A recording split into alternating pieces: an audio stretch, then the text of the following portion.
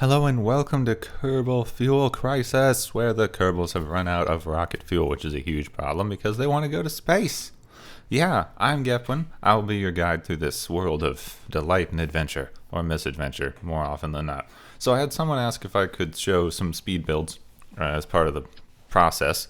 So I'm going to try.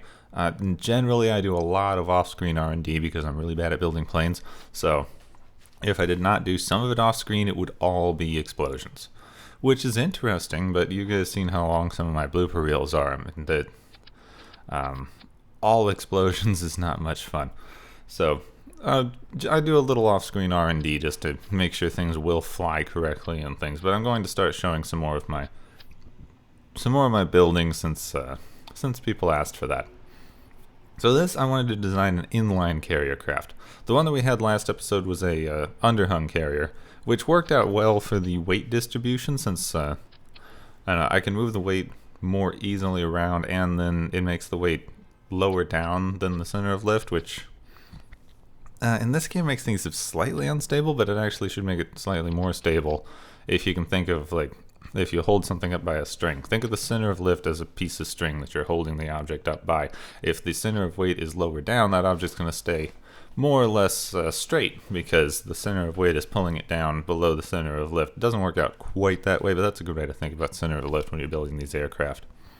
Now with this one, I had to be really careful because I had to make sure that the center of weight and center of lift would stay more or less the same whether I was carrying the object or not. It's a little easier since this is an empty fuel container that I'm bringing out, but still a little bit hard. That's why, if you saw a minute ago, I had to change out the front piece for an empty tank instead of a full tank, because keeping fuel up front was just bringing the center of weight too far forward for where I had the wings, or wanted the wings. I could always move the wings a bit forward, but I just felt it might make things a little more unstable, and I wanted to have the wings further back. I might do a modification of this design later on.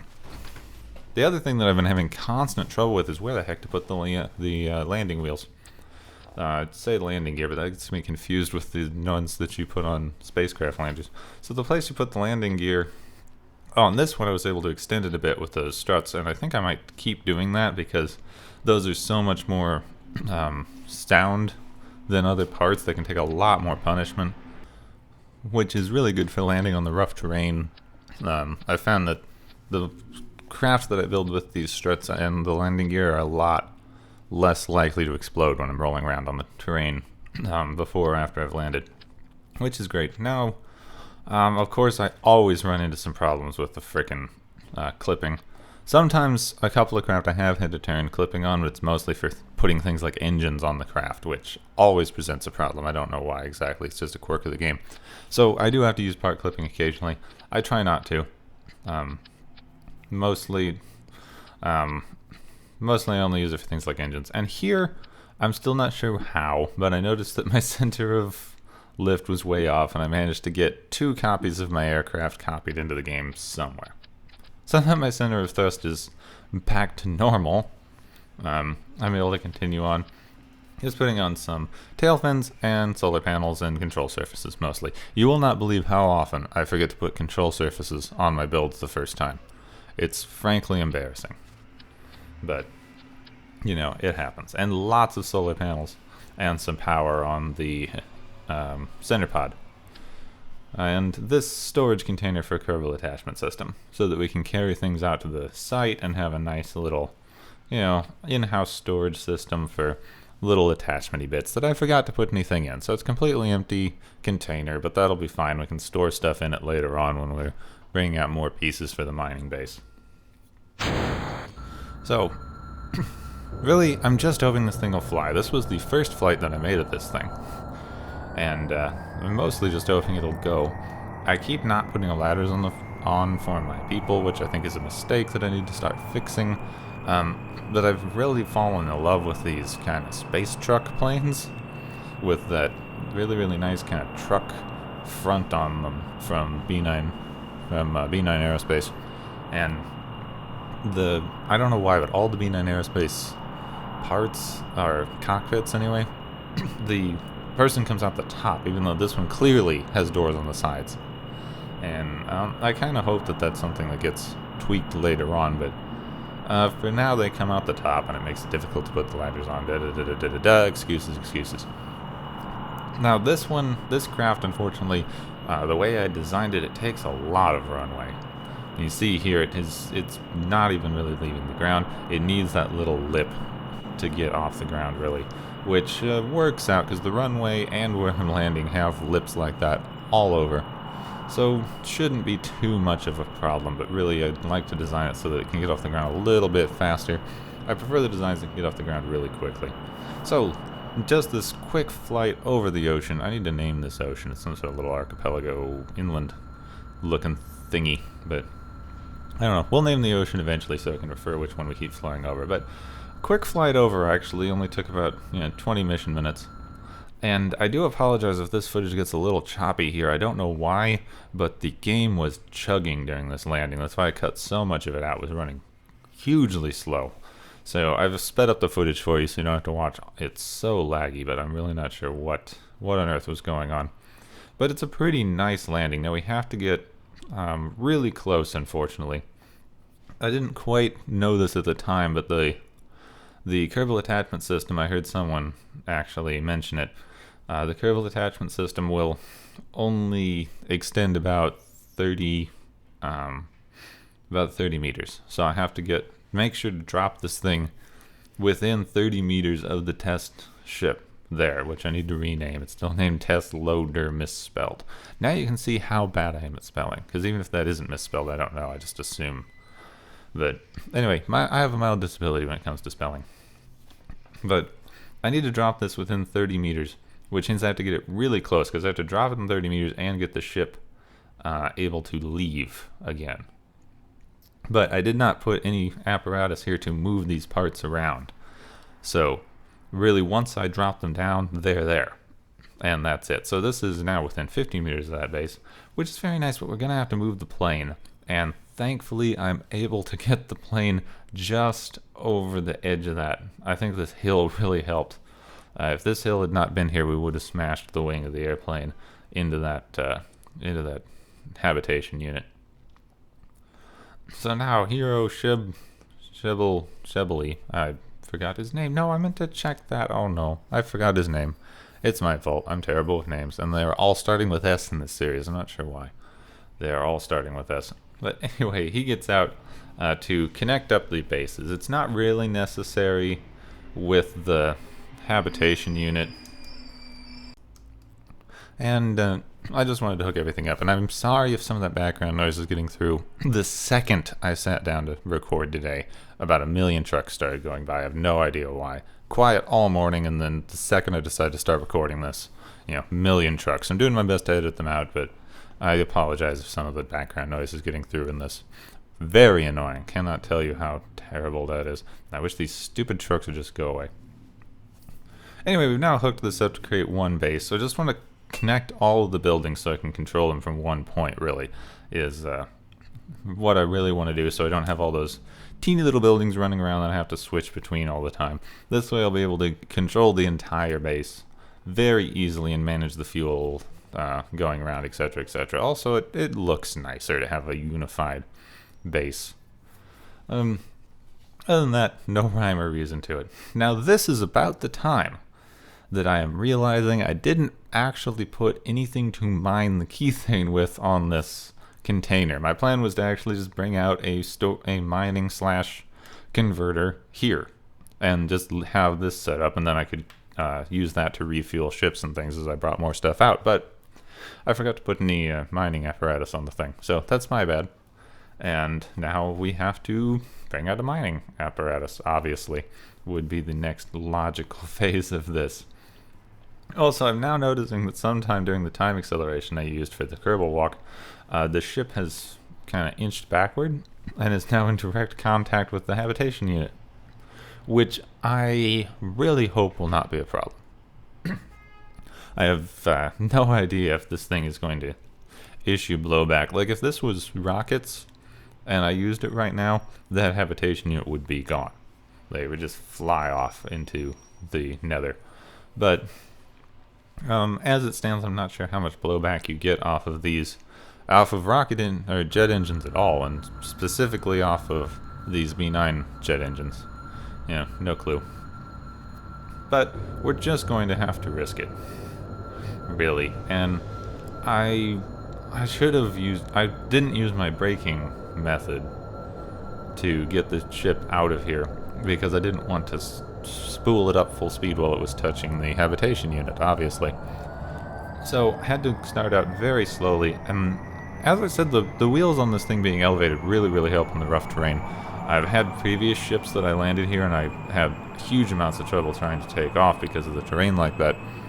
They would crash every time they went over a small hill. This one we're able to get up and actually use this mountain as kind of a ramp to take off over the side, which works, particularly well, I think. It's a very nice way to get your planes up. Getting that ramp kind of helps for some reason, even though it shouldn't really. Because if you're going fast enough with the airfoil, it should work, relatively the same whether you're going off a ramp or not. I guess this one just does not have the control to get the nose up is really the problem. I should have put more control surfaces on the thing. I think that's the main thing keeping it from being a particularly viable aircraft at this point. There'll be more later. Don't worry. Don't you fret. There's certainly more. So, relatively painless flight back, and a relatively painless landing after I did a quick restart to figure out why the heck it was lagging so much when I was landing at the other location. You should have seen that. It was frickin', I don't know, it was chugging like 1 frame a second in some places. It was terrible. Terrible. And I don't even have that large a ship. This is my problem right now. I'm going to babble while this thing taxis, if you don't mind. My problem right now is I accept that huge ships are going to lag, alright? 100-something parts, 2,000 parts, whatever, that is going to be a problem all the time because you have to calculate physics for all those pieces. I understand that. I fully get that.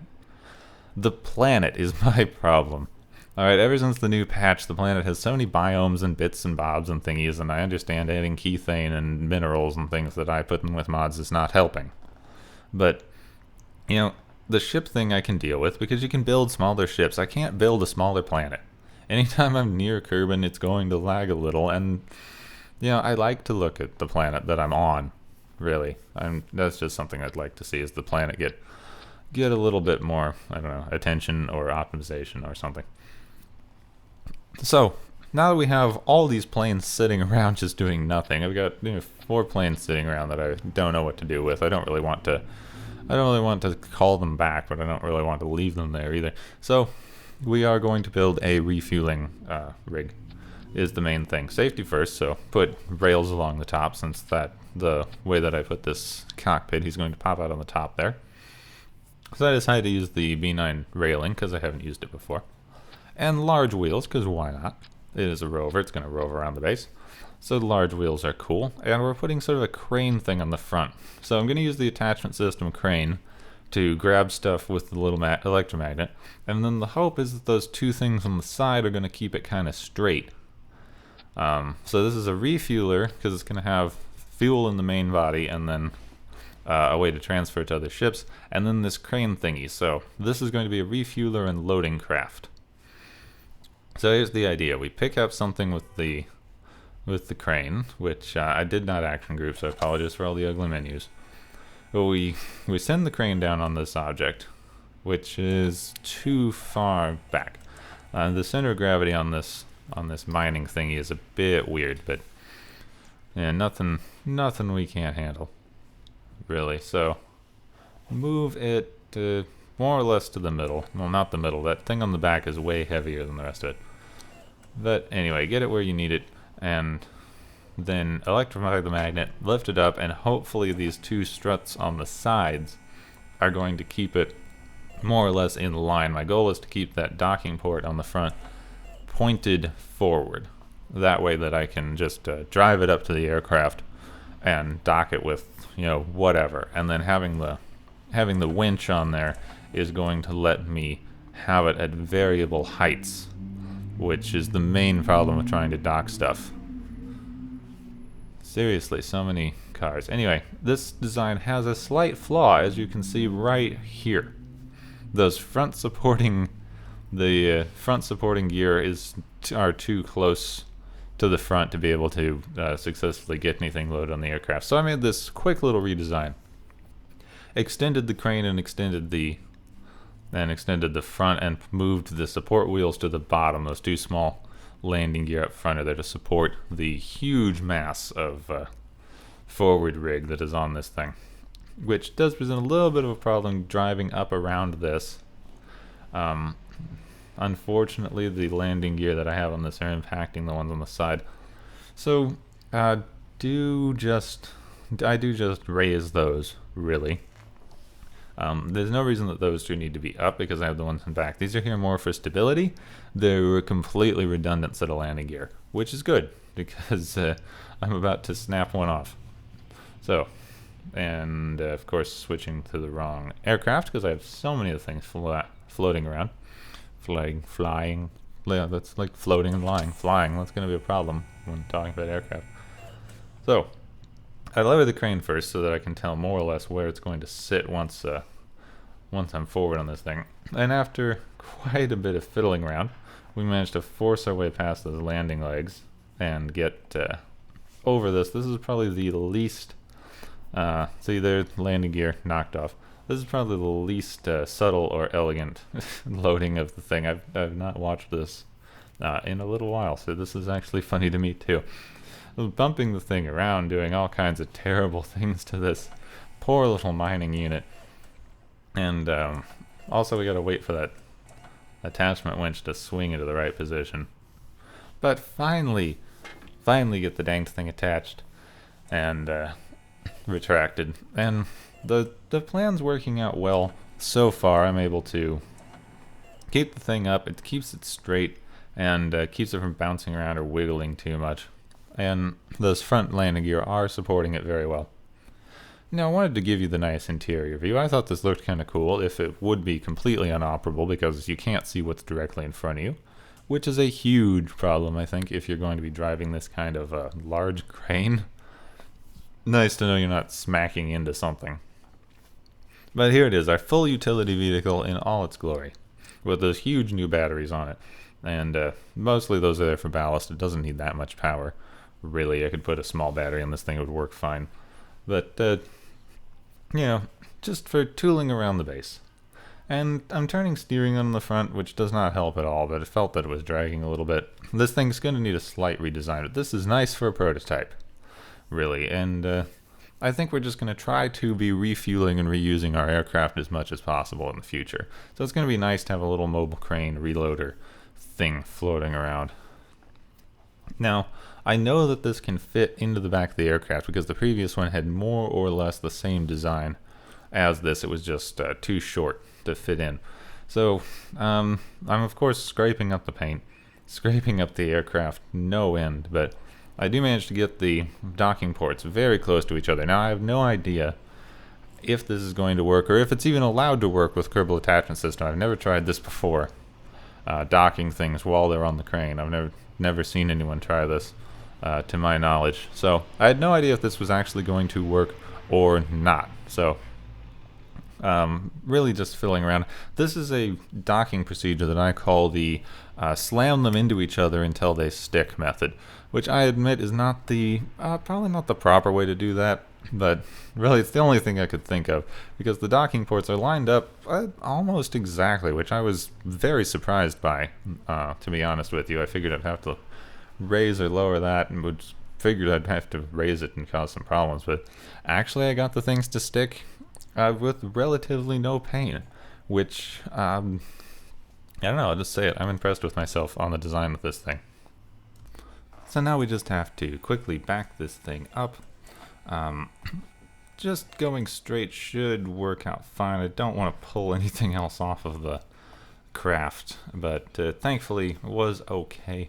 I think I did clip those rear landing legs a little bit, but worked out. So now after one, I'm just curious, 2, 3, 4, I think this is like a 9 or so point turn to get this thing all the way around and get the goal of this is to get the fuel section in the back closer to the aircraft so that I don't have to have poor Mitman, I can't read his name. Oh well. We'll call him Merman. Merman Kerman is going to have to walk all the way back to the ships to refuel them, so we wanted to give his little legs a rest. They're so pathetic when they walk. Really. And I wanted a quick save, because last time I walked across there, so the ship exploded. So, that just made me a little nervous. Really. So, these two boxes on the side, one contains strut endpoints, which we're going to need in a minute, and the other contains pipe endpoints, which we need now. So first we're going to attach a pipe endpoint to the back of the truck here, because I couldn't get one where I wanted it in the bay. And then we'll just link up these pipe endpoints and put the other one on the airplane. And that is what we're going to do. And I forgot to see if I could link them up. I think I'm too far away. So climb the ladder, back up the ladder, merman. Link them up. Thankfully, it's nice that you can link them up and then carry them over. It really saves you a step. I apologize, more trucks. Anyway, they it really saves you a step. What was I thinking? And now we get to refuel this thing, which is probably one of the more boring things. Since it's a fuel crisis, I figured I should refuel the frickin' things on the runway. We'll save time. And now we're just bringing this with us because we're going to need to put on 3 or 4 strut endpoints. It's easier than walking back to the ship every freaking time. We did refuel. I did that off screen. We linked up and refueled. Took forever. It was boring. There you go. You're filled in. And we brought this box with us partly because I wanted to have it right there so that I wouldn't have to walk back to the ship every time for the strut endpoints. Partly because I accidentally hit the wrong button and I didn't really mean to bring that. But these struts are nice. We're able to put struts onto these docked vehicles like this. Excuse me. We're able to put struts on the docked vehicles like this, which is completely necessary. I think if I didn't have struts on this thing, it would bounce itself off before we got to the end of the runway.